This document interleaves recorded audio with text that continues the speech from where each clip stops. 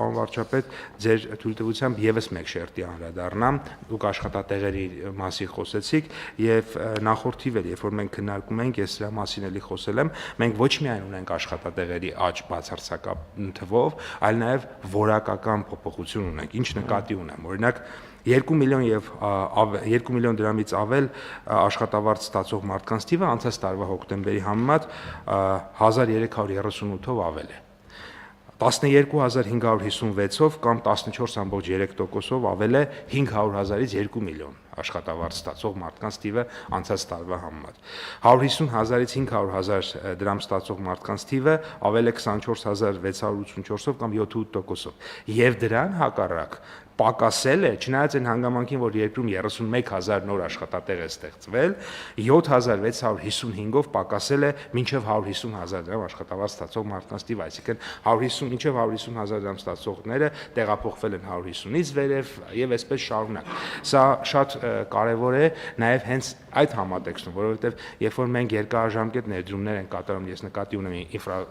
ինֆրաստրուկտուրաներ ենք ստեղծում, ճանապարհներ, մանկապարտեզներ, դպրոցներ եւ այլն եւ տեխնոլոգիաներում ներդրումներ են անում, սրանք ոչ միայն բացարձակ փոփոխություններ են բերում, այլ նաև երկարաժամկետում մեզ հնարավորություն են տալիս ավելի որակյալ աշխատատեղեր եւ ավելի կայուն աշխատատեղեր ունենալ։ Պապան, ես կարող եմ առնվազն մասնակի բացատրել, թե ինչու է ցածր սեգմենտով աշխատավարձի ցածր սեգմենտում աշխատողներ տեղափոխվել կամ այդ թիվը ինչու է շարժվել։ Մի քանի պատճառներով։ Օրինակ, համընդհանուր հայտարարագրման համակարգը, որը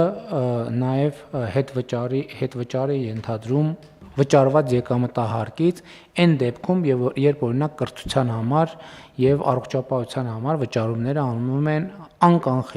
անկանխիկ վճարումներ անելու համար պետք է աշխատավարձերը կամ արտահայտված լինեն,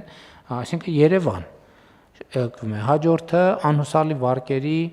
ծրագիրը, որը նույնպես շատ կարևոր է։ Հաջորդը մարդիկ տեսնում են, որ մենք քաղաքականություններ ենք վարում անկանխիկ առևտրի դեպքում մյուս տարվանից հետվճար է մտնելու եւ մարդիկ դա նույնպես իրենց գործատուներին մղում են, որպեսզի նրանք ամբողջական աշխատավարձերը արտահայտեն տեսանելի, ոչ ստվերային կերպով։ Հաջորդը առողջապահության ապահովագրության համակարգում համակարգ են մտնելու 200,000 դրամ եւ բարձր աշխատավարձ ստացող մարդիկ։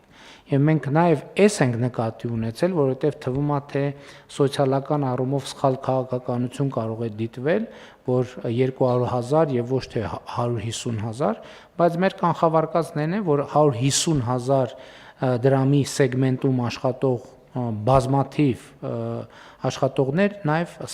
աշխատավարձի ստվերային հատված ունեն եւ առողջապահության ապահովագրություն ստանալու բնական եւ մեր կողմից ողջունելի ցանկությունը նաև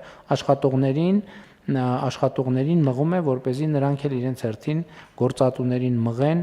որպեսզի աշխատավարձերը արտացոլվի։